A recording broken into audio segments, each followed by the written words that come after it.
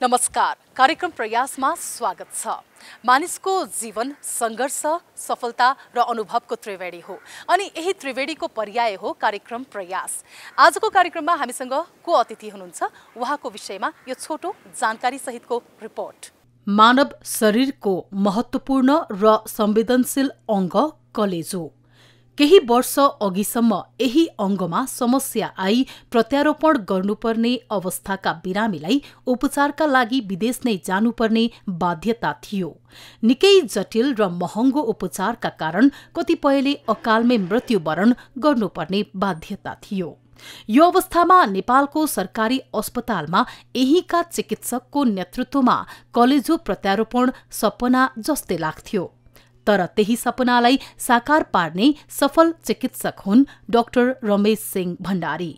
ग्यास्ट्रोइन्टेस्टाइनल तथा कलेजो प्रत्यारोपण सर्जन डाक्टर भण्डारीको नेतृत्वमा 2076 साल जेठ 18 गते शिक्षण अस्पतालमा पहिलो पटक कलेजो प्रत्यारोपण सफल भयो। सपना, कल्पना र योजना सहज छन्, तर व्यवहारमा उतार्दासम्मको संघर्ष र मेहनत तिनै कर्मयोगीहरूलाई मात्र थाहा हुन्छ। हरेक चुनौतीमा सम्भावना देख्ने डाक्टर भण्डारीकै नेतृत्वमा केही समय अघि मात्र 11 महिनाको बच्चामा कलेजो प्रत्यारोपण समेत सफल भएको छ। 35 वर्षे बाबुको कलेजो 11 महिने बालकमा सफल प्रत्यारोपण दुर्लभ घटना मानिन्छ। स्वास्थ्य क्षेत्रमा पुर्याएको यस्तै अतुलनीय योगदानको कदर गर्दै हालै मात्र सरकारले डाक्टर भण्डारीलाई सुप्रबल जनसेवाश्री तृतीय पदक मार्फत सम्मान गरेको छ। उमेरको 4 दशक अध्ययनमा समर्पित डाक्टर भण्डारीको त्यही अथक मेहनत र परिश्रमको प्रतिफल आज मुलुककै लागि गौरवको विषय बनेको छ। प्रधानमन्त्री केपी शर्मा ओलीको एपेन्डिसाइटिसको सफल अपरेसन गरेकै कारण पनि चर्चामा रहेका भण्डारी उपाधि प्राप्त धावक सहित गीतकार समेत हुनुहुन्छ। कसरी मनुमा कसरी सम्झौमा कसरी सम्झौमा कसरी। सुदूर पश्चिमको बैतडीमा जन्मिएर अनेक आरोह अवरोह पार गर्दै हाल शिक्षण अस्पतालमा कार्यरत डाक्टर भण्डारीको संघर्ष, कथा र प्रयास आजको श्रृंखलामा हामी समेट्नेछौँ। हजुर, कार्यक्रम प्रयासमा आज हामीले निम्त्याएका छौं नेपालमै कलेजो प्रत्यारोपणको सम्भावना मात्र देख्नु भएको होइन कि यो सफल रूपमा प्रत्यारोपण गर्न सफल हुनुभएका चिकित्सक प्राध्यापक डाक्टर रमेश सिंह भण्डारी। आउनुहोस्, उहाँलाई कार्यक्रममा स्वागत गरौँ। नमस्कार, स्वागत छ। नमस्कार। सन्चै हुनुहुन्छ? सन्चै छु। विशेषतः हामीले कुराकानी गरिरहँदाखेरि भर्खरै यहाँको जीवनमा 2वटा सुखद क्षणहरू बितेका छन्। नेपाल सरकारबाट नै यहाँ सम्मानित हुनुभयो, विभूषित हुनुभयो।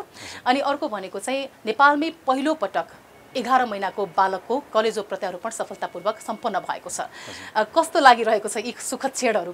अब राम्रो कुरा हुँदा सबैलाई खुसी लाग्छ र त्यसमाथि पनि अब आफूले प्रयास गरेको, आफूले चाहिँ यत्रो समय लगाएर जुन इफोर्ट लगाएर त्यसको आउटकम आएको छ, त्यो आउँदाखेरि अब खुसी नलाग्ने त हुँदै भएन। तैपनि कहिलेकाहीँ खुसीहरूको पनि अब अलि धेरै ठुलो खुसीहरू हुन्छन्।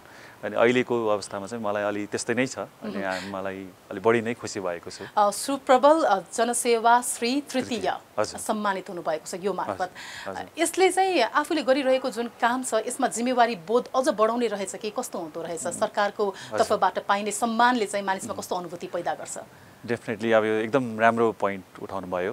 अनि कोही मान्छेलाई आफ्नो कामप्रति जुन एउटा चाहिँ रिकग्निसन पाइन्छ, त्यसपछि एक्चुअली यो झन् रेस्पोन्सिबिलिटी झन् बढ्छ। अनि खुसी लाग्छ मेरो चाहिँ रिकग्नाइज भइयो भनेर। तर मन भने ला भोलिका दिनमा मैले योलाई यही अनुसारले मैले काम गर्न नसकुँला, भोलिको दिनमा चाहिँ नि झन् मैले जुन जति गर्नुपर्ने हो त्यो कतै म चुकुँला भन्ने एउटा त्यो मनमा त्यो डर त रहन्छ। तर त्यसले आफूलाई एउटा इनर्जी पनि दिन्छ। अब त्यसलाई मेन्टेन गर्न, अझ राम्रो गर्नलाई म जहिले पनि प्रयासरत हुनेछु भन्ने एउटा मोटिभेसन आफैभित्र आउँछ।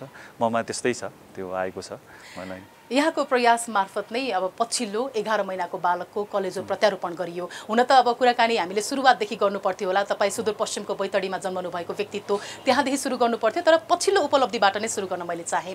एउटा बालक अथवा बालिका सानो हुन्छन् होइन, त्यो हिसाबले पनि कलिलो शरीरमा अब सर्जरी गर्नु पर्दाखेरिको त अर्कै किसिमको चुनौती पनि हुन्छ होला। कसरी तयारी गरियो र यो प्रयास कसरी सफल भयो? अब यो सानो नानीको हामीले यो 5th कलेजो प्रत्यारोपण, 5th लिभर ट्रान्सप्लान्ट अनि अब यतिकै हामीले आँट गरेको त होइन यो। अब यहाँले भनेको जस्तै योभन्दा अगाडि नै हामीले यो 2 वर्ष अगाडि नै सुरु गरेका हौँ। अब धेरै हाम्रो तयारीहरू त यो वर्षौँ अगाडिदेखिको हो। अनि 2 वर्ष अगाडि नै हामीले सुरु गरेर 4वटा हामीले पहिलो वर्षमै हामीले 4वटा गरेको थियौँ। त्यसपछि यो कोरोनाको कारणले गर्दा हामीले पनि यो कलेजो प्रत्यारोपण प्रोग्रामलाई चाहिँ स्थगित गर्नु परेको थियो र स्थगित गरिसकेपछि चाहिँ अब फेरि सुरु गर्नुपर्ने जुन हामीले सोच्दै थियौँ अनि त्यति बेला चाहिँ नि अब सुरु गरिहाल्न चाहिँ अब त्यति सजिलो थिएन। त्यही भएर हामीले चाहिँ नि हाम्रो टिचिङ हस्पिटलमा इभन मृगौला प्रत्यारोपण पनि बन्द भएको थियो अनि उहाँहरूले सुरु गर्ने सोच बनाउँदै हुनुहुन्थ्यो। अनि मैले सोचेँ अब पहिला यो कलेज किडनी ट्रान्सप्लान्ट सुरु होस्, उहाँहरूको हाम्रोभन्दा डेफिनेटली अब अलि सजिलो कुरा भयो। गाह्रो त गाह्रै, तर लिभर ट्रान्सप्लान्ट भन्दा चाहिँ अब रिलेटिभली अलि सजिलो कुरा। पहिला उहाँहरूले सुरु गर्नुहुन्छ, त्यसपछि त्यसको आउटकम के हुन्छ त्यो हेरेर हामीले पनि फेरि सुरु गर्नु पर्यो भनेर हामीले सोच बनाउँदै थियौँ। त्यही बिचमा उहाँहरूको सुरु भयो र चाहिँ उहाँहरूको 10-12वटा केसहरू सबै राम्रो भए। त्यस्तो खास मेजर इस्युहरू भएन। नभएपछि ल अब हामीले पनि अब हाम्रो चाहिँ लिभर ट्रान्सप्लान्टलाई सुरु गर्नुपर्ने भनेर सोच बनाउँदै थियौँ। यही बिचमा चाहिँ मलाई एक दिन हाम्रो पिएम सरले, उहाँसँग चाहिँ मेरो उहाँको पहिला यो पेटको अपरेसन गरेपछि चिनाको नजिकै मैले मौका पाएको थिएँ। त्यही भएर उहाँ सरले चाहिँ मलाई एक दिन चाहिँ नि डाक्टर साहब यस्तो एकजना बच्चा छन्, तपाईँहरूले चाहिँ यो कलेजो प्रत्यारोपण गर्नुपर्ने सकिन्छ कि सकिँदैन भनेर सोध्नुभयो। अनि मैले उहाँ सरलाई चाहिँ नसकिने होइन सर, हामीले अब सुरु गर्ने पनि अब यो गर्दैछौँ, सबै तयारी गर्दैछौँ। अब पहिला हामीले ठुलो मान्छेको त सबै गरेकै हौँ, बच्चाको नसकिने होइन, तर एकचोटि म मेरो टिमसँग पनि सबै सल्लाह गर्छु के छ कसो छ, म हजुरलाई त्यसपछि म भन्छु भनेपछि मैले हाम्रो टिम सबैलाई सल्लाह गरेँ, बच्चाको छ यस्तो छ अनि हामीले त्यही त्यसमा के कसो चाहिँ अप्ठ्यारोहरू आउन सक्छन् सबै सल्लाह गऱ्यौँ। र त्यसपछि मलाई अब जुन अहिले पनि मलाई मेरो इन्डियन टिम साथीहरूले हेल्प गरिरहन्छ उहाँहरूसँग पनि डिस्कस गऱ्यौँ अनि सकिन्छ, अलिकति च्यालेन्जिङ तर नसकिने होइन भनेर भइसकेपछि मैले उहाँ सरलाई हामी सक्छौँ सर भनेर भने मैले। त्यसपछि बिरामी आउनुभयो, बिरामीको बच्चा बुवा आमा उहाँको साथीभाइहरू थुप्रो आउनुभयो अनि सबैजनाले चाहिँ पहिला एकदमै उहाँहरू रिलक्टेन्ट हुनुहुन्थ्यो, तपाईँहरूले त गरेकै छैन बच्चाको अनि यत्रो सानो नानीको कसरी गर्नुहुन्छ, तपाईँहरूले उहाँहरूलाई एक किसिमको एउटा डर चिन्ता थियो। अनि त्यो त आई थिङ्क इट्स नर्मल होइन त, किनभने अब आफ्नो बच्चाको यति ठुलो चाहिँ कुरा, त्यसमाथि दिने मान्छेलाई पनि रिस्क, पैसा पनि खर्च, अनि यो सोच बनाउनु त सायद केही एबनर्मल होइन थियो।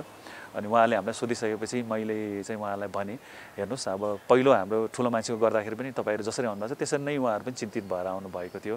तर उहाँलाई हामीले सबै बुझायौँ सम्झायौँ होइन, यसको लागि चाहिँ तयारीहरू हामीले बुझ्यौँ भन्यौँ।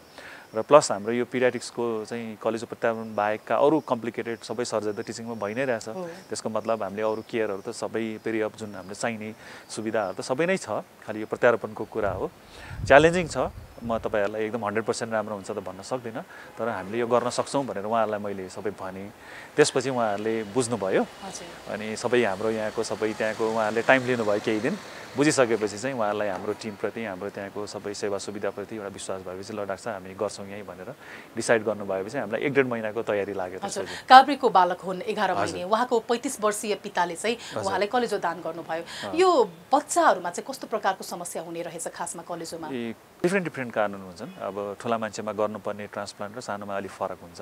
सानोमा भर्खर यो नानीहरूमा चाहिँ धेरै जस्तो जन्मजात प्रब्लमहरू हुन्छ कि पहिले बन्दाखेरि नै जन्मिँदै आउने प्रब्लमहरू, जन्मिने बित्तिकै त्यो प्रब्लमले बच्चालाई मतलब त्यो गरिहाल्दैन, तर केही समय हुँदै गएपछि त्यसले चाहिँ समस्या दिँदै आउँछ र टाइममै चाहिँ त्यसको प्रत्यारोपण गरिएन भने चाहिँ त्यसले समस्या दिन सक्छ। यो नानीको चाहिँ हामीले जुन पित्त नलीहरू जुन बन्ने हुन्छ नि त्यो चाहिँ उहाँको बनेको थिएन, त्यसलाई बिलियरी एट्रेसिया भन्छौँ। अनि त्यसको कारणले गर्दा जन्मिएपछि नै नानीको जन्डिस सुरु भएको थियो र जति ढिला गर्यो त्यति चाहिँ बिरामी नराम्रो हुने सम्भावना। त्यसो भए अब कुनै पनि घरमा जब खुसियाली आउँछ, नयाँ सदस्य थपिन्छ होइन, बच्चा जन्मिसकेपछि अस्पतालबाट घर लैजाने समयमा बढी मात्रामा बालबालिकालाई चाहिँ जन्डिस देखा पर्छ, त्यो बेलामा नै डराउनु पर्ने हो त? फिजियोलोजिकल जन्डिस भन्छौँ अनि तर अब धेरै चाहिँ यो केही दिनमा हराइहाल्छ, नानीलाई घाममा राख्दाखेरि होइन हराउँछ, हराएन एकदम चाहिने भन्दा एकदम बढी नै जस्तो लाग्यो भने चाहिँ त्यसपछि त शङ्का लागेर हाम्रो पिडियाट्रिसियनहरूलाई चाहिँ देखाइहाल्नुपर्ने हुन्छ। डाक्टर साहब अब यहाँको कामकै कुरा गरिरहँदाखेरि अब सुरुवातको समयतिर हामी लागौँ होला होइन, कलेजो प्रत्यारोपण सफल भयो शिक्षण अस्पतालमा 2076 सालको जेठ महिनामा।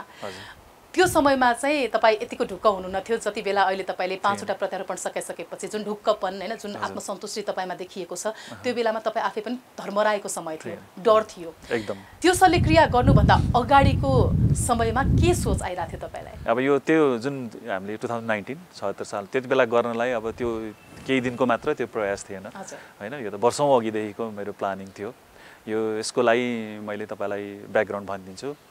म चाहिँ 2006 मा मेरो पास भइसकेपछि मलाई अब म आफ्नो काममा राम्रो भएर होला मेरो त्यहाँको सिनियर डाक्टर सरहरूले त्यहीँ राख्नुभयो टिचिङ हस्पिटलमै त्यही हस्पिटलमै जोइन गर्छु मैले चाहिँ यो पेट सम्बन्धी सर्जरीमा चाहिँ मैले जोइन गरेँ र अब यो पेट सम्बन्धी शल्यक्रियामा त्यसपछि फर्दर के हुन्छ त भनेर मैले चाहिँ अब आफ्नो फर्दर आफ्नो एप्लाई डेभलपमेन्ट आफ्नो स्टडी गर्नलाई चाहिँ गर्दाखेरि मैले यो कलेजो प्याङ्क्रियास रोगमा मेरो इन्ट्रेस्ट भयो त्यसपछि त्यसको लागि चाहिँ म अब विदेश जान्छु ट्रेनिङको लागि फेलोसिप गर्न जान्छु भनेपछि मैले खोज्दै गएँ त्यसैमा मैले अस्ट्रेलियाको फेलोसिप पाएँ यो 2009 मा मैले पाएँ अनि उहाँहरूले मलाई सोध्नु भएको थियो यो फेलोसिप चाहिँ गर्न आउँदाखेरि यहाँ किन आउने तपाईँ अस्ट्रेलिया भनेर सोधेको थिएँ मैले एउटा क्वेसन थियो मैले उहाँलाई चाहिँ म अहिले लिभरको यो प्याङ्क्रियासको सर्जरी सिक्छु तर म 10 वर्षपछि गएर चाहिँ नेपालमा चाहिँ लिभर ट्रान्सप्लान्ट गर्न चाहन्छु भनेर मैले लेखेको थिएँ अनि सायद त्यही लेखेर पनि होला उहाँहरू इम्प्रेस भएर मलाई चाहिँ पाएँ मैले 2009 मा यो चाहिँ रोयल अस्ट्रेलियन कलेज अफ सर्जनको स्कलरसिप हो त्यो गएँ म त्यसपछि 9 मा पाएको म 10 र 11 मा मैले सकाएँ 2010 मा चाहिँ त्यो सकिने बेलामा मैले त्यति नै बेला यो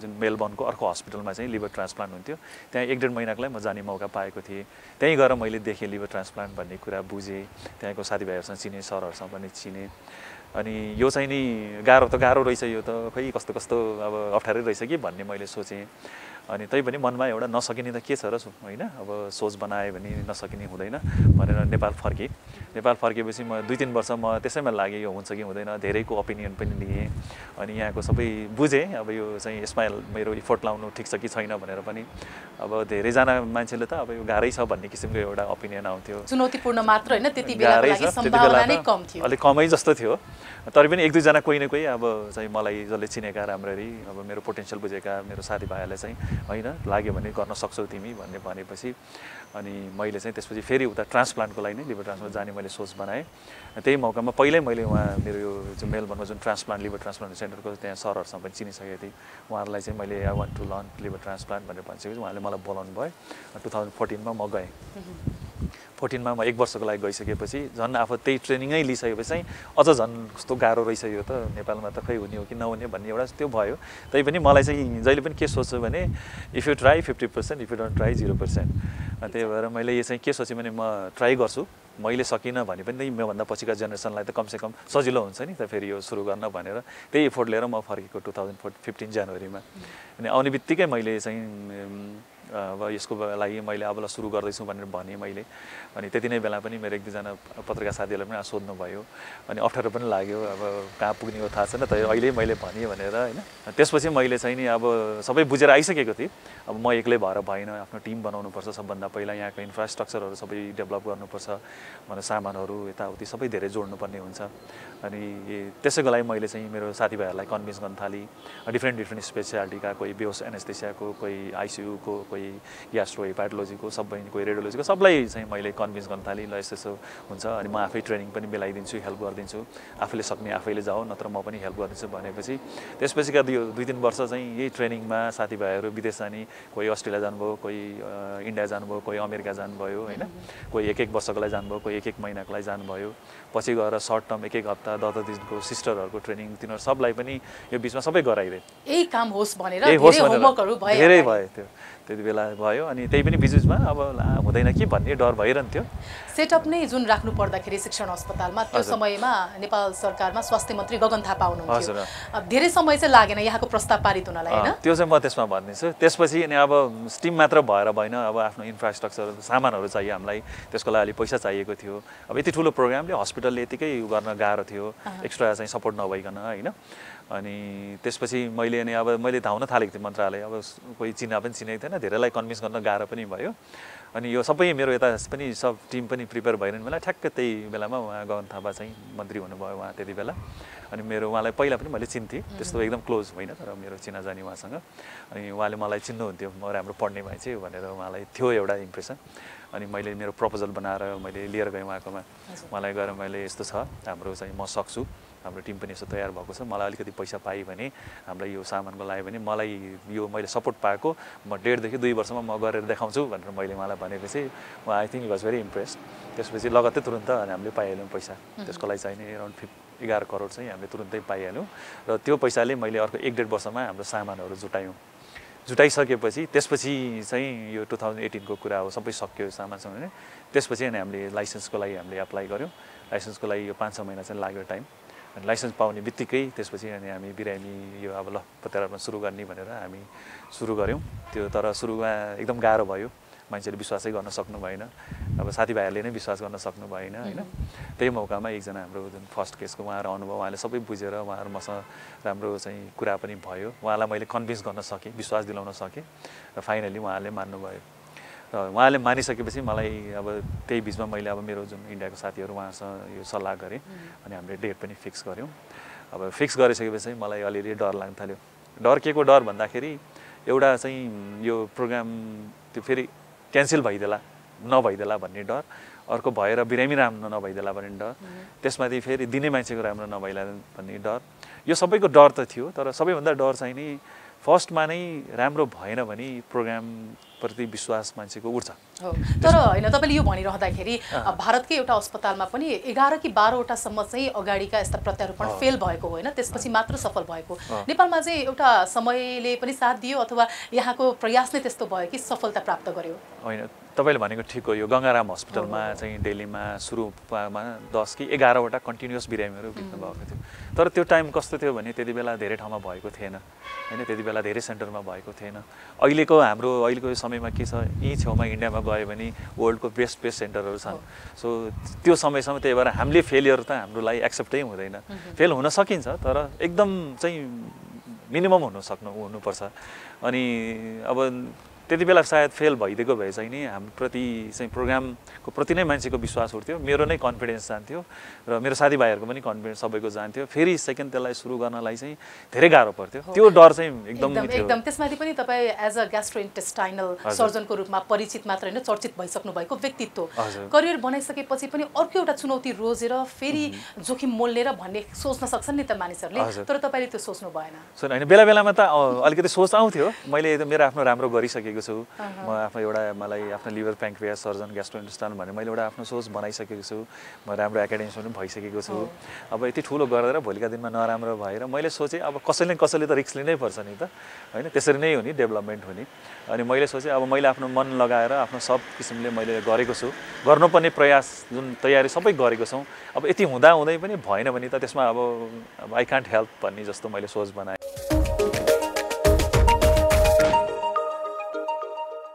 यतिका जोखिम मोलेर चुनौतीहरू स्वीकार गरेर अगाडि बढ्दाखेरि त्यो प्रत्यारोपण सफल भयो होइन? राति कति बजे सकिएको थियो? राति 12 बजे नै मिडनाइटमा सकिएको थियो पहिलो चाहिँ नि। त्यो सक्सेस भइसकेपछिको अनुभूति, त्यो टिममा कसरी बाँड्नुभयो? त्यसपछि तपाईँले अस्ट्रेलियासम्म पनि फोन गर्नुभयो होइन, नेपालमा सम्भव भयो मैले गर्न सकेँ भनेर? त्यति बेला चाहिँ मैले एकजना मेरो साथी उहाँ कन्सल्टेन्ट त्यहाँको उहाँलाई पनि बोलाएको थिएँ। यस्तो छ भने उहाँ पनि एकदम अचम्म पर्नुभएको थियो, आखिर हुनै लाग्यो यो मान्छेले चाहिँ यत्रो प्रयास गरेर भन्ने थियो भयो। अनि अब त्यो दिन चाहिँ अपरेसन सकेपछि मैले सबभन्दा पहिला चाहिँ भयो यत्रो वर्षको प्रयास, अब भोलि के हुन्छ थाहा छैन तर सुरु त भयो कमसेकम होइन। भोलिको आउटकम के हुन्छ मैले त्यति बेला चाहिँ भोलि आउटकम के हुन्छ सोचिनँ, मैले इट्स डन। अनि यत्रो वर्ष लाग्यो चाहिँ मलाई भनौँ न 8-9 वर्ष अगाडि सपना देखेको, अनि यत्रो 5-7 वर्षको प्रिपेरेसन गरेर आखिर प्लेनमा चढ्यौँ त जस्तो त भयो। अब भोलिका दिनमा के हुन्छ थाहा भएन तर सुरु भयो भने म एकदम खुसी भएँ। म त अब म फुटबल खेल्ने मान्छे भनौँ न, झन्डै चाहिँ यो फुटबलमा गोल हान्दाखेरिको हुन्छ नि एउटा त्यस्तै भयो मलाई, म बसेर कराउँ जस्तै भयो एकछिन। तर अब त्यस्तो गर्न त मिलेन। इच्छा शक्ति भयो भने चाहिँ हुँदो रहेछ, आँटहरू चाहिँ सफल हुने रहेछन् होइन? यो बाहेक पनि हामीले अब प्रत्यारोपणको कुराहरू गरिरहँदाखेरि अलिकति कलेजोको बारेमा सामान्य व्यक्तिहरूलाई पनि थोरै सूचना पनि होस् भनेर पनि मैले प्रश्न गर्न चाहेँ। हाम्रो कलेजोले भनेको चाहिँ अब पित्त थैलीमा रस उत्पादन गर्नेदेखि लिएर सङ्कलन गर्नेदेखि लिएर होइन, हामीले खाने हरेक कुराहरूलाई चाहिँ त्यसलाई प्युरिफाई गर्नेदेखि लिएर अन्य कामहरू पनि गर्छ, प्रतिरक्षा समेत यसले गर्छ। तर यो कलेजोको बारेमा त्यति वास्ता गर्दैनौँ हामी। जब रोग लाग्छ त्यसपछि मात्र अस्पताल धाउँछौँ। एउटा सामान्य व्यक्तिले चाहिँ मेरो कलेज हो स्वस्थ छ कि छैन भनेर चाहिँ आफै नै चेक जाँचको लागि जानुपर्छ अथवा केही समस्या आएपछि जानुपर्छ त? तपाईँले भनेको जस्तै यो कलेजोलाई चाहिँ हामीले चाहिँ नि यो फ्याक्ट्री हाउस भन्छौँ। अब म लिभर सर्जन भएर होला, मलाई चाहिँ सबभन्दा इम्पोर्टेन्ट अर्ग्यान लिभर लाग्छ होइन। अनि यसको बनाउने यसले चाहिँ शरीरको प्रतिरोधात्मक जुन भन्नुभयो एन्टिबडीहरू बनाउने, शरीरमा निक्लेको वेस्टलाई यसले फाल्ने, यसले पित्त बनाउँछ जुन बाइल बनाएर चाहिँ आन्द्रामा गएर पाचन प्रणालीमा हेल्प गर्ने होइन। यसको थुप्रो काम हुन्छ। त्यहाँबाट यसको काममा चाहिँ गडबड भयो भने धेरै समस्याहरू आउने हुन्। अब यसलाई चाहिँ नि अब ड्यामेज के कुराले गर्छ त्यो थाहा पाउनु पर्यो पहिला होइन। जस्तो अब यसलाई रक्सी सेवनले हुने, इन्फेक्सन्सहरूले हुने, अनावश्यक औषधि सेवनले हुने, अब त्यो कुराहरूले चाहिँ नि लिभरलाई खराब गर्छ र आजभोलि चाहिँ जुन हाम्रो एउटा यो डिजिज भन्छौँ, डायबिटिज, कोलेस्ट्रोल बढ्ने होइन, त्यो चाहिँ फ्याटी लिभर डिजिज, यी कारणले गर्दा पनि लिभरमा चाहिँ रोग लाग्ने हुन्छ। सो अब अलिकति जुन कुरालाई हामीले प्रिभेन्ट गर्न सक्छौँ, जस्तो रक्सी सेवनले इन्फेक्सनले हुन्छ भने त्यसलाई त हामीले कन्ट्रोल गर्न सक्छौँ होइन। अब फ्याटी लिभर डिजिज भनेको धेरै जसो चाहिँ मोटोपनमा हुने हो, मोटोपनलाई कन्ट्रोल गरेर राख्न सक्छौँ। अब यी कुरामा ध्यान दिएर चाहिँ गऱ्यो भने हामीले धेरै चाहिँ लाग्ने रोगहरू चाहिँ हामीले कन्ट्रोल गर्न सक्छौँ। तर अरू रोगमा जस्तै अब जस्तो मुटुको हामीले बेला बेलामा परीक्षण गर्छौँ भनेको छ, लिभरको त्यस्तो स्पेसिफिक हुँदैन, केही समस्या देख्यो भने हामीले गर्छौँ होइन। कस्ता प्रकारका लक्षण देखियो भने चाहिँ लिभरमा समस्या छ भनेर मान्छेले बुझ्नुपर्छ? अब लिभरको चाहिँ धेरै जसो अब पछि गएर चाहिँ धेरै हुने, लिभर बिग्रिनै सकिसकेपछि हुने त जन्डिस हुने हो। जन्डिसको सिम्पटम देख्ने बित्तिकै लिभरसँग रिलेटेड भनेर बुझ्नुपर्छ यो चाहिँ नि। तर अब कुनै एकदम साधारण खालको हुन्छ, कुनै एकदम कम्प्लिकेटेड हुन्छ। त्यसबाहेक पनि अब लिभर बिग्रिँदै गयो भने चाहिँ तपाईँ पछि गएर शरीरमा पानी जम्ने, मुखबाट रगत बग्ने, दिशामा रगत जाने, यी चाहिँ लेट स्टेजमा गएर हुने समस्या भयो। तर सुरुवातीमा चाहिँ नि लिभरको गराइ खान मन नलाग्ने, कहिलेकाहीँ पेट दुख्ने होइन, अनि कहिलेकाहीँ धेरै जन्डिस भएर मान्छे बेहोस पनि हुन सक्ने हुन्छ। प्रायः जसो सिम्टमहरू चाहिँ नि कुनै पनि बिरामीले एउटा चिकित्सकमा गयो भने यो चाहिँ लिभरसँग रिलेटेड हो है भनेर थाहा पाउन त्यति गाह्रो हुँदैन। यति चाहिँ बुझ्नु पर्यो कि मदिरा सेवन सकभर गर्नु भएन होइन, गरियो भने पनि बेला बखत मात्र गर्नु पर्यो, कन्ट्रोल चाहिँ एउटा गर्ने बानी चाहिँ हुनु पर्यो। अर्को मोटाउनु भएन, मोटायोपनले चाहिँ रोगले बास गर्छ भनेर बुझ्नु पर्यो। मोटोपनले धेरै शरीरका सब अङ्गलाई गर्छ, त्यसमा लिभरलाई पनि यसले छोड्दैन। हामीले यहाँको कार्यगत कुराहरू त गऱ्यौँ, अब व्यक्तिगत तर्फ पनि म मोड्न चाहे। सुदूरपश्चिमको बैतडीमा जन्मनु भएको, 4.5 वर्षको उमेरमा काकासँग काठमाडौँ आउनुभयो पढ्नकै लागि भनेर, बीएस निकेतनमा भर्ना पनि हुनुभयो। बाल्यकाल अलिकति सम्झौँ न त। त्यति बेला आउँदाको मलाई धेरै कुरा त खासै धेरै याद छैन, तर एउटा कुरा याद छ, मैले चाहिँ ट्विटरमा पनि हालेको थिएँ। मेरो आमाले चाहिँ त्यो मलाई चाहिँ एकजना मेरो साथीले चाहिँ फोटो पठाउनु भएको थियो गाउँको, अनि त्यो पहाडको, त्यो पहाडमा माथिसम्म आमाले ढाडमा बोकेर आउनु भएर अनि मलाई अरू मान्छे काकाहरूले अरू मान्छेहरूले चाहिँ लिएर जाँदै थिए। अनि मेरो आमा चाहिँ त्यो सँगै मन्दिर थियो, मन्दिरबाट त्यहाँ एउटा सानो ठुलो ढुङ्गामा बसेर चाहिँ मलाई हेर्नु भएको थियो। म चाहिँ मलाई बोकिरहेको थिएँ कसैले, म फर्की मम्मीलाई हेर्दै थिएँ, त्यो चाहिँ मलाई याद छ। त्यसपछि त्यति अरू चाहिँ त्यति बेलाको छैन। काठमाडौँ आइसकेपछि बीएस निकेतनमा पढ्न गएको, त्यहाँ थाप्तलीमा त्यो स्कुलमा पढ्न जाँदाखेरि अलिअलि याद छ, त्यहाँ खेलेको कुदेको, त्यो हाम्रो ग्राउन्ड, त्यहाँ मन्दिर थियो होइन। त्यो बाल्यकालमा दसैँ अथवा कुनै चाडबाडमा बैतडी फर्केको त्यस्तो केही याद छैन त्यसो भए? अनि होइन, पछि चाहिँ नि यस्तो 2-4 वर्षमा चाहिँ यो दसैँमा त म गएको मलाई याद छैन। हाम्रो यो जुन त्यति बेला 2 महिनाको बिदा हुन्थ्यो नि, चाडो महिना, त्यति बेला चाहिँ जान्थेँ म। त्यस बेला म पहिलोचोटि ठ्याक त याद छैन, पछि म 8 क्लास हुँदा गएको, पछि एसएलसी सकेपछि गएको, त्यति बेला चाहिँ याद छ। अनि घर जाँदाखेरि एकदम अब त्यति बेला मम्मी त त्यहीँ हुनुहुन्थ्यो, बुवा त इन्डियामा काम गर्नुहुन्थ्यो। अनि त्यहाँ जाँदाखेरि गाउँमा यसो अलिअलि साथीभाइहरूसँग अलि म सहरबाट आएको भनेर र खेल्न जाने एकदम चाहिँ म त्यहाँ गएर गर्थ्यौँ। त्यहाँको अब भनौँ न, त्यहाँ खेतहरूमा गएर उफ्रिने, म त फेरि एकदम सानैदेखि एकदम खेल्दिने उफ्रिने, त्यहाँ पनि गएर एकदम चाहिँ यो खेतहरूमा माथिदेखि तलसम्म खोलासम्म दौडेर खेल्न जान्थेँ होइन। त्यहाँ गाउँमा त्यहाँ भाइहरू हुनुहुन्थ्यो, उनीहरूसँग गएर खोलामा खेल्न जाने, स्विमिङ खेल्न जाने, सबै भ्याउँथ्यो 2 महिनामा। तपाईँ कलेज लाइफ वीरेन्द्र सैनिकमा पढ्नुभयो भक्तपुरमा, त्यो बेलामा पनि कतिपयले चाहिँ रमेश सिंह भण्डारीलाई चिन्नेहरूले कलेज अवस्थामा पनि यो मान्छे पछि डक्टर बन्छ होला भनेर चाहिँ अड्कलबाजी चाहिँ गर्थे होइन? एकदम पढाइमा माहिर भएर हो कि? म सानैदेखि पढाइमा एकदम राम्रो थिएँ। अनि 8 क्लाससम्म चाहिँ अलिकति खेलकुदमा बढी थिएँ, तर त्यसपछि चाहिँ मलाई अब खोइ त्यति बेला होस आयो कि के हो, पढ्नुपर्छ भन्ने सबैले भन्थे। अब त्यति बेला नपढिकन हुँदैन, मान्छेको क्यारियरै पढाइले मात्र बन्छ भन्ने थिएँ। अलिकति होस आयो होला सायद। त्यसपछि 8 क्लासपछि म एकदम पढाइमा ध्यान दिन थालेँ। अनि स्कुलमा पनि अब राम्रो पढ्ने भएको र सबैले एकदम चाहिँ सपोर्ट गर्ने। त्यसपछि अनि पढ्न थालेपछि अब रिजल्ट राम्रो, फर्स्ट हुन्थ्यो हाम्रो क्लासमा भनेपछि सबैले अब त्यति बेला फर्स्ट हुने मान्छे कि डाक्टर इन्जिनियर भन्ने हुन्थ्यो। अनि त्यही अनुसारले मलाई एउटा चाहिँ ब्याक अफ द माइन्डमा एउटा सोच चाहिँ हुन्थ्यो। त्यो चाहिँ 10 क्लास जतिपछि आएपछि हो। सानोमा हुँदा त कहिले फुटबल प्लेयर बन्छु भन्थेँ, कहिले के भन्थेँ, कहिले आर्मीमा जान्छु भन्थेँ होइन। तर यो कुरा गरिरहँदाखेरि मलाई अर्को कुरा जोड्न मन लागिहाल्यो कि हामी के भन्छौँ भने बालबच्चाहरू पढ्न मानेनन् भने पढेन भनेर अलिकति दुःखी पनि हुने गरेका छौँ। तर पढ्दै जाँदाखेरि एउटा कुनै कक्षामा अथवा एउटा कुनै एजमा गइसकेपछि ऊ आफैले पनि मैले पढ्नुपर्छ भनेर रियलाइज पनि गर्ने रहेछ नि त होइन? जस्तो तपाईँको लाइफमा पनि त्यही भयो। मान्छेले आफ्नो एउटा समय आइसकेपछि चाहिँ अनि एउटा रियलाइज गर्छ र त्यसमा चाहिँ आफ्नो साथीभाइको सङ्गतले पनि अलिकति फरक पर्छ आफू कुन ग्रुपमा छ कस्तोमा छ तर म चाहिँ अब खोइ मेरो एकदम खेल्ने नै साथीहरू थिए तैपनि मलाई त्यति बेला सायद मेरो बुवा आमा मसँग नभएर होला अनि बुवाले चिठी पठाउनुहुन्थ्यो अनि मलाई चाहिँ उहाँले तैँले पढ्नुपर्छ तैँले राम्रो गर्नुपर्छ भनेर त्यो कुराले मलाई अलिकति त्यो गर्थ्यो होला सायद मेरो बुवा आमा टाढा हुनुहुन्छ म यहाँ आएर यसरी पढ्न आएको छु मलाई यहाँ पढाउन ल्याएको छ मैले त पढ्नै पर्छ भन्ने किसिमले सायद ती कुराहरूले मलाई अलिकति पढाइतिर चाहिँ अलिक ध्यान तपाईँ डक्टर बन्ने लक्ष्यसहित अगाडि बढिरहँदाखेरि पनि तपाईँको त्यो बेलामा भनेको छ म पेडियाट्रिक डक्टर बन्छु बच्चाको डक्टर बन्छु भन्ने किसिमको चाहिँ त्यति बेला चाहिँ होइन मलाई डाक्टर बन्छु भन्ने भयो पहिला एमबिबिएस सकिसकेपछि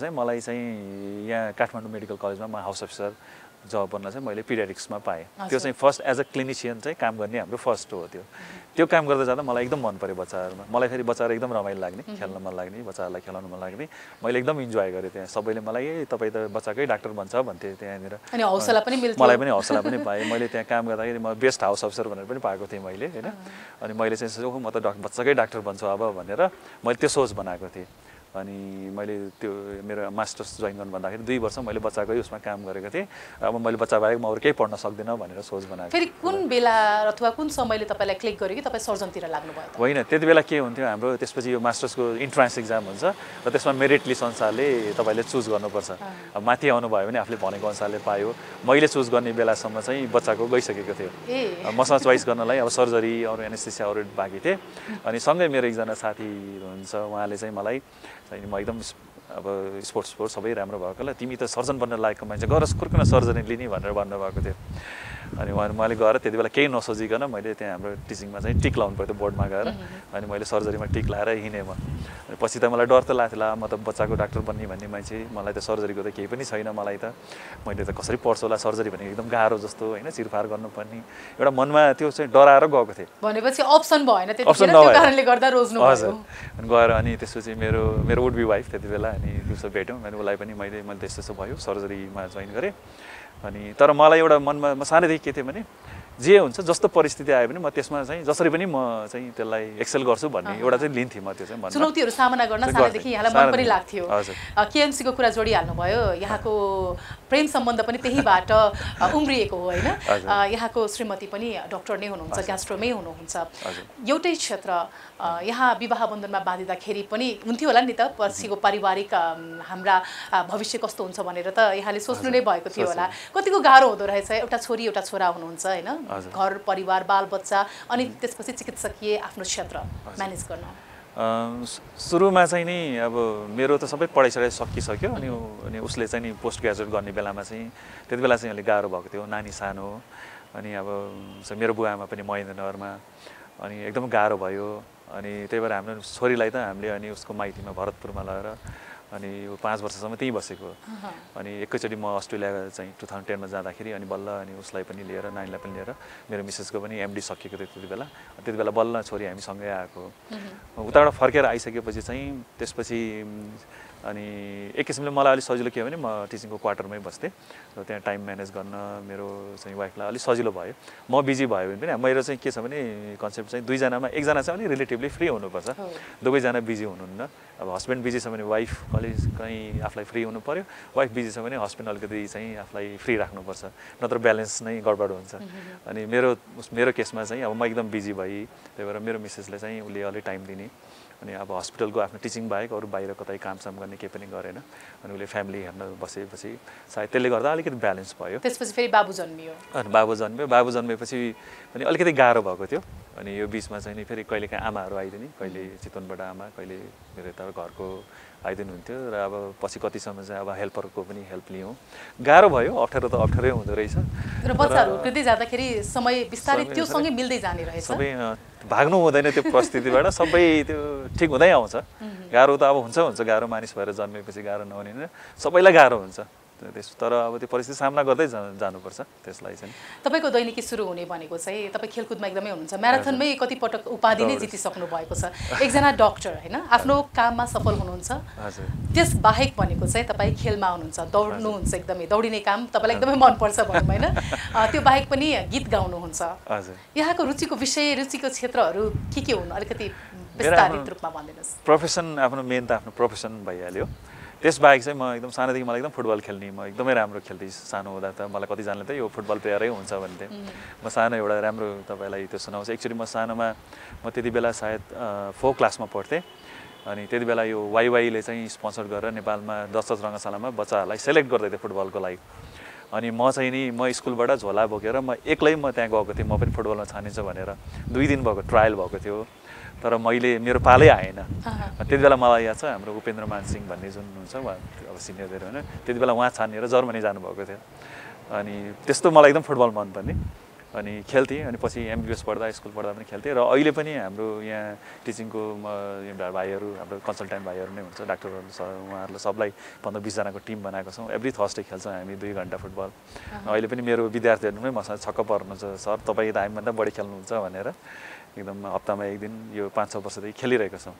ऊर्जा अझै छ, खेलमा पनि उत्तिकै लगाव छ। एकदम गीत पनि यहाँले त फेरि यस्तो गीत पनि यस्तो गाउनु भयो कि देशकै सम्माननीय प्रधानमन्त्रीको शब्दलाई पनि जुन कविता थियो पत्रिकामा प्रकाशित भयो, त्यो देखेपछि यहाँले आफैले त्यसमा सङ्गीत भरेर गीत पनि गाउनको लागि अनुमति लिएर गाउनु पनि भयो। र यहाँ अहिले हामीलाई सुन्न मन लाग्यो, त यहाँले गाइदिनुहुन्छ भने मैले आशा गरेँ। म त्यस्तो सङ्गीतकार होइन। यो चाहिँ मैले आफै घरमा यसरी गाउँथेँ। अनि मेरो मिसेसले खिचिदिइरहेको हुन्थ्यो यो मोबाइलमा। अनि सर त्यही त्यति बेला अपरेसन गरेको बेलामा चाहिँ पिएम सर उहाँसँग म आइसियुमा बस्दाखेरि अनि उहाँसँग कुराकानी हुँदा मैले मेरो मोबाइलमा खिचेको देखाउँथेँ उहाँलाई। उहाँले चाहिँ ल डाक्टर साहब गाउनु हुँदो रहेछ, अलिक प्र्याक्टिस गर्नुहोस्, राम्रो गाइहाल्नुहुन्छ, राम्रो। यहाँले प्रधानमन्त्रीको चाहिँ एपेन्डिक्सको अपरेसन गर्नुभएको थियो। त्यति नै बेलामा चाहिँ म आइसियुमा भएको बेला म अलि नजिक हुने मौका पाएको थिएँ। त्यति बेला नै मैले यो गीतको कुराहरू सबै उहाँसँग गर्दाखेरि सरले चाहिँ तपाईँले गाउन सक्नुहुन्छ, अलिक प्र्याक्टिस गर्नुहोस्, अलिक गऱ्यो भने राम्रो हुन्छ भनेर भन्नुभएको थियो। स्वदेशमै रोजगारी स्वदेशमै स्वदेशमै रोजगारी स्वदेशमै बासा रोजिँदैन प्रवास अब गर्ने देश विकास खेर जन्नन् नदी नाला बाजा हुन्नन् खेत खेर जन्नन् नदी नाला बाजा हुन्नन् खेत नाङ्गा हुन्नन् डाँडा पाखा यो उर्वर सुन्दर देश बन्छ नमुना नेपाल बन्छ नमुना नेपाल बन्छ नमुना नेपाल। एकदमै राम्रो। यसको शब्दलाई पनि अलिकति बुझ्ने हो भने स्वदेशमै रोजगारी स्वदेशमै बसौँ होइन, यही केही गरौँ भन्ने किसिमको सन्देश दिने किसिमको पनि रहेछ। यो त पछि कविता प्रधानमन्त्रीको यहाँले देख्नुभयो र गीत गाउनुभयो, तपाईँलाई पनि यही किसिमको पहिलादेखि नै सोच थियो नेपालमै गर्नुपर्छ, नेपालमै बस्नुपर्छ भन्ने? हजुर, मलाई चाहिँ नि अब खै समय पछि सायद त्यसले नै होला। मसँग पढेका एमबिएस पढेका साथीहरू हामी 29 जनामा 20-21 जना बाहिर हुनुहुन्छ।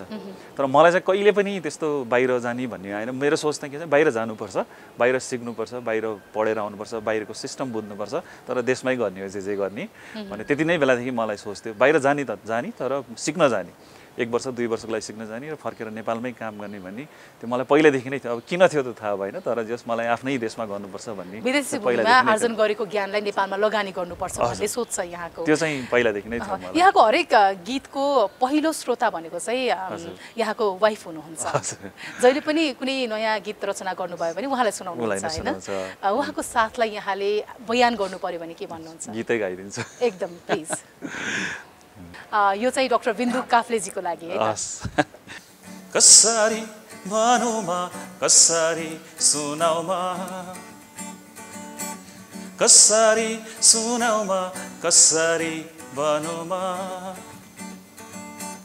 तिमीले चाहे सुनिदिन्छु तिम्रा सारा कहानी तिमीले चाहे बिताइदिन्छु तिमीसँग यो जुनी तिमीले चाहे सुनिदिन्छु तिम्रा सारा कहानी तिमीले चाहे बिताइदिन्छु तिमीसँग यो जुनी कसरी मनुमा कसरी सुनाउमा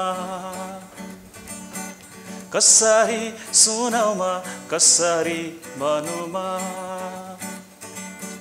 तिमी नै भनिदेऊ न तिमी नै भनिदेऊ न तिमी नै भनिदेऊ न तिमी नै भनिदेऊ न।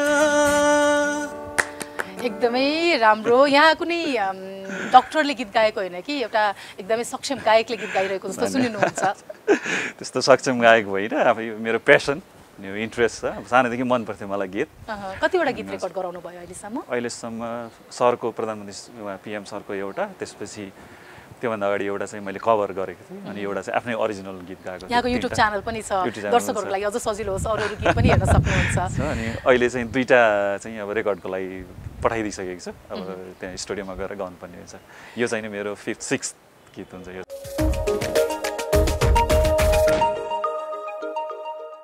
खासमा जिन्दगी के रहेछ, मानिसले चाहने हो भने त आफ्ना इच्छाहरू पुरा गर्न सकिँदो रहेछ। कर्म त एउटा छँदैछ होइन, त्यो बाहेक पनि हरेक किसिमका रहरहरू पुरा गर्न सकिँदो रहेछ नि है? पक्का सकिन्छ। त्यसलाई आफूलाई चाहिँ आफूमा विश्वास हुनु पर्यो र आफूमा एउटा त्यो अठोट हुनु पर्यो।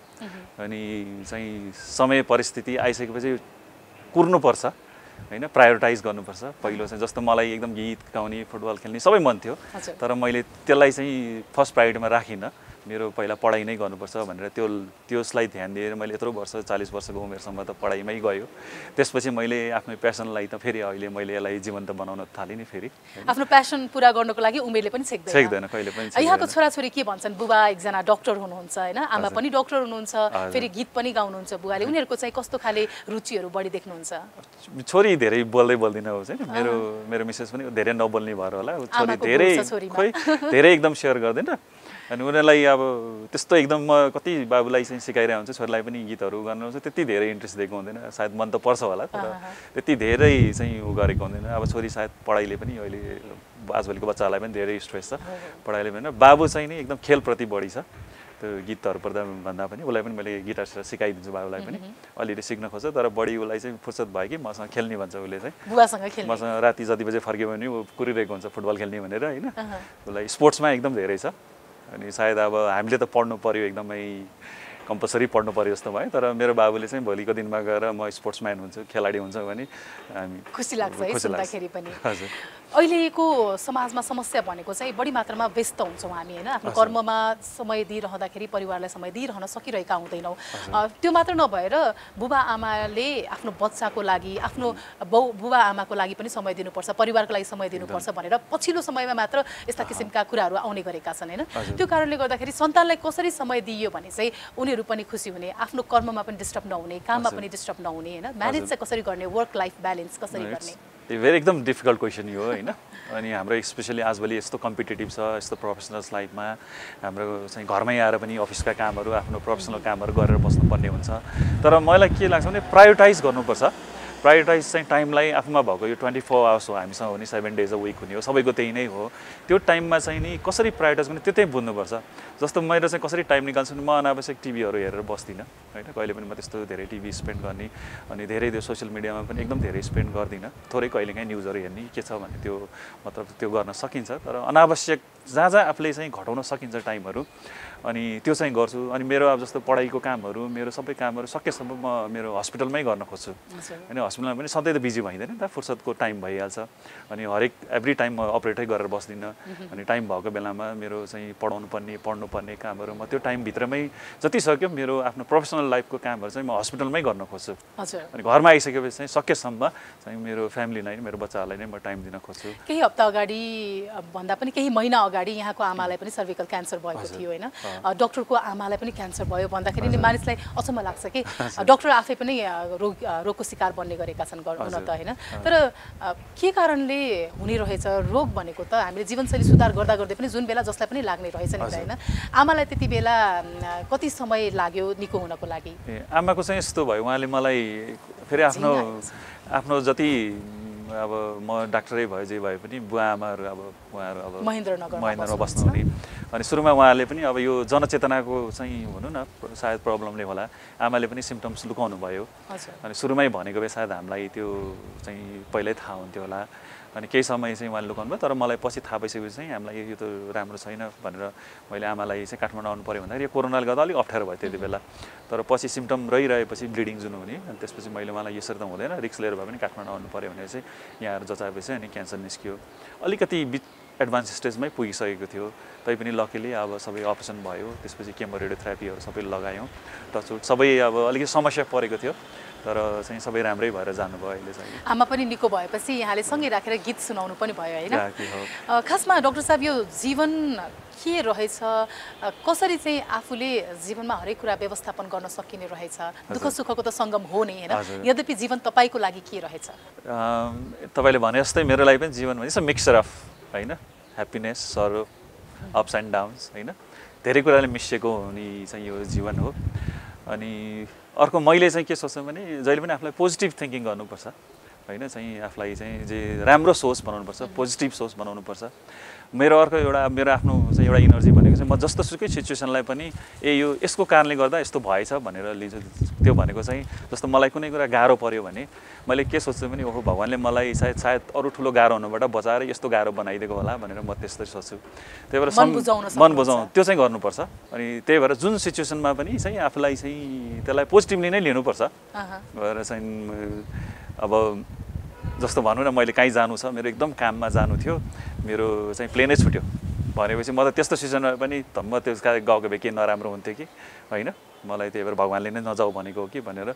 जस्तो सुकै सिचुएसनमा पनि म चाहिँ एकदम पोजिटिभली लिन्छु सायद त्यही इनर्जी होला ममा चाहिँ आफूलाई अगाडि बढाइरहने हरेक क्षेत्रको प्रयासहरूको कुरा गरिरहँदाखेरि तपाईँ एकजना व्यक्तित्वको लागि चाहिँ जीवनमा बिर्सिन नसक्ने त्यस्तो कुनै क्षण छ जुन तपाईँ हामीसँग सेयर गर्न चाहनुहुन्छ मेन अब आमालाई छोडेर आउँदाखेरिको भयो होइन अनि अब आफ्नो बच्चा नानी जन्मिँदाखेरि छोरी जन्मिँदाखेरि बाबु जन्मिँदाखेरि त्यसपछि चाहिँ अर्को चाहिँ अब सायद यही एउटा चाहिँ एमबिबिएसमा नाम लेख्दाखेरि पनि मलाई एकदम चाहिँ त्यो भएको त्यो दिन पनि र अर्को चाहिँ अब यो लिभर ट्रान्सप्लान्ट नै जुन दिन सुरु भयो सायद त्यो नै एकदम मेरो लागि अहिलेसम्मको भनौँ न एकदम चाहिँ अब कहिले बिर्सिन नसक्ने अथवा एकदम मोस्ट इम्पोर्टेन्ट डे जस्तो एउटा अब यहाँको सपना जुन थियो नेपालमै कलेजो प्रत्यारोपण गर्न सकौँ भनेर त्यसको नेतृत्व यहाँले गरेरै 5औं सम्पन्न भइसकेको छ यसपछिका पनि योजनाहरू के होलान् यो चाहिँ अब हामीले कसरी बुझ्नुपर्छ भने धेरै समय लाग्यो सुरु गर्न होइन सुरु भयो तर इट्स जस्ट अ बिगिनिङ यो सुरुवात गर्नै धेरै टाइम लाग्यो तर यो चाहिँ अझै पनि सुरुवात हो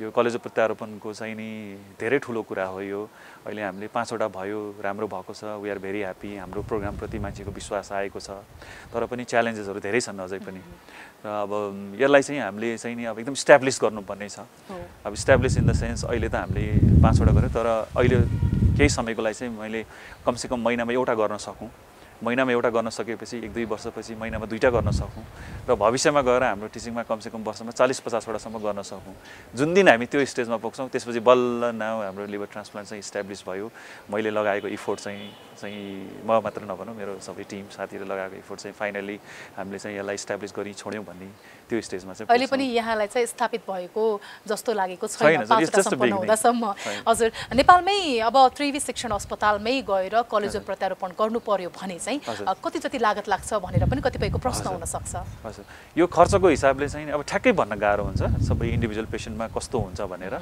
कसैको अलि कम्प्लिकेसन भयो भने बढी खर्च हुने भयो होइन तर अहिलेसम्मको हाम्रो 5वटाको चाहिँ सबै एभरेज हेर्दा उहाँहरूलाई सोद्धाखेरि चाहिँ अराउन्ड 25 to 30 लाखमा सबै चाहिँ खर्च हुँदो रहेछ किनकि नेपाल सरकारले मृगौला रोगीको लागि भनेर पनि अनुदान दिन्छ होइन कलेजो रोगीको लागि त्यस्तो व्यवस्था छ कि छैन अहिलेसम्म कलेजोको लागि दिएको छैन यहाँले लभिङ चाहिँ मैले गरिरहेको छु मलाई लागिरहेको छु सायद अब यो हुन्छ होला सबैले राम्रै पोजिटिभली लिनु भएको छ अनि भर्खर जस्तो सुरु भयो अनि भन्नलाई पनि हामीले केसहरू चाहिँ काम गरेर पनि देखाउनु पर्यो होइन तर मोस्ट लाइकली यो किनभने किडनी क्यान्सर सबको बिरामीले पाउँछन् भोलिको दिनमा हाम्रो यो केसहरू गरेर देखाउन सक्यौँ यसमा सफलता देखाएँ भने गभर्मेन्टबाट सायद यसमा हामीलाई सपोर्ट नहुने मैले देखेको छुइनँ। बढी मात्रामा त आफ्नो आफन्त परिवारभित्रै त्यो भएन भने आफन्तबाट होइन साइनो पर्ने व्यक्तिहरूबाट पनि लिन सकिने भयो, कलेज हो दान नै लिन सक्ने भयो। तर नेपालमा अझै पनि कस्तो छ भने विदेशमा चाहिँ ब्रेन डेथ भएको समयमै उसकोबाट कलेजो निकालेर अथवा शरीरका कुनै पनि अङ्ग चाहिँ निकालेर प्रयोग गर्न सकिनेछ भने नेपालमा त्यो स्थिति अझै पैदा भइसकेको छैन। होइन, यो जुन हामीले भन्नुभयो यो दुई तरिकाले गर्ने। एउटा चाहिँ लिभिङ डोनर जुन तपाईँले भन्नुभयो हाम्रो रिलेटिभले दिने, अर्को चाहिँ ब्रेन डेथ क्याडाभरिक भन्छौँ, ब्रेन डेथ भएको चाहिँ लिने हो। पहिला त हाम्रो यसको रुलै थिएन, 2016मा चाहिँ बल्ल यसको नियम बन्यो। त्यसपछि चाहिँ अब यो चाहिँ गर्न मिल्छ भनेर भएको छ होइन। अनि हामी यसको लागि पनि प्रयासमा छौँ।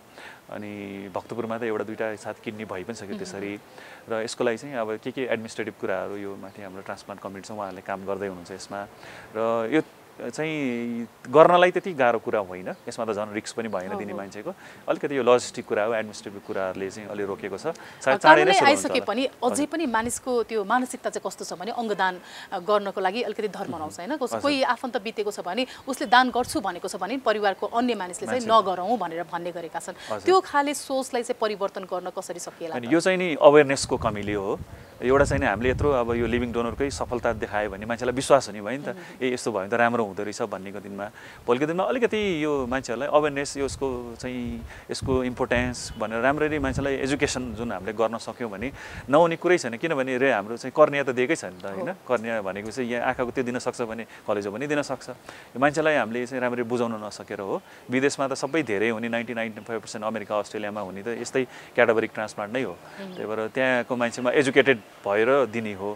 अनि सायद यहाँ पनि नहुने होइन होला, पछि चाहिँ हाम्रो यो अवेरनेस प्रोग्रामहरू गरेपछि बाहिर उता वेस्टर्न सोसाइटीमा जस्तो नहोला, तर केही न केही हाम्रोमा पनि हुन्छ, परिवर्तन सम्भव छ। हजुर, कार्यक्रम प्रयासको अन्त्यतिर पनि आइपुगेका छौँ। धेरै व्यक्तिको लागि तपाईँका प्रयासहरू प्रेरणाको सूत्र बन्न सक्छ। उहाँहरूको लागि के मेसेज दिन चाहनुहुन्छ? मैले चाहिँ नि आफूले पहिला चाहिँ आफूमा विश्वास गर्नु पर्यो। कुनै कुरामा मैले केही गर्ने अठोट चाहिँ लिएको छ भने त्यही अनुसारले आफ्नो पनि प्रिपरेसन गर्नु पर्यो र प्लान आउट गर्नु पर्यो। एकदम हतार गर्नु भएन। आफूले चाहिँ कसरी गर्ने, के गर्ने एकदम प्लानिङ गरेर चाहिँ नि अगाडि बढ्यो भने चाहिँ नि सफल नहुने सम्भावना कम हुन्छ। तर एउटा जहिले पनि सोच के राख्नुपर्छ भने ट्राई गऱ्यो भने there is always 50% chance, try गरेन भने 0% चान्स। यो समय संवाद अनि यहाँका समग्र प्रयासको लागि धेरै धेरै धन्यवाद डाक्टर साहब। यहाँलाई पनि धेरै धेरै धन्यवाद मलाई यहाँ बोलाइदिनु भएकोमा। हजुर, हरेक व्यक्ति जीवनमा प्रयासपछि नै सफल हुन्छन्। सङ्घर्ष चुनौती त जीवनको एउटा पाटो नै हो, तर जीवनमा आफूले चाहेका कुरा भन्दा पनि कतिपय चुनौतीहरूलाई पनि अवसरका रूपमा सदुपयोग गर्न सक्ने व्यक्ति नै सफल हुने रहेछन्। यस्तै एकजना उदाहरणीय व्यक्तित्व हुनुहुन्थ्यो प्राध्यापक डाक्टर रमेश सिंह भण्डारी, जसको प्रयास यहाँहरूको लागि प्रेरणाको सूत्र बन्नेछ भन्ने आशा र भरोसाका साथमा आजको कार्यक्रम प्रयास यही टुङ्ग्याउँछौँ। AP1 टेलिभिजन हेर्दै गर्नुहोला। हवस् त, नमस्कार।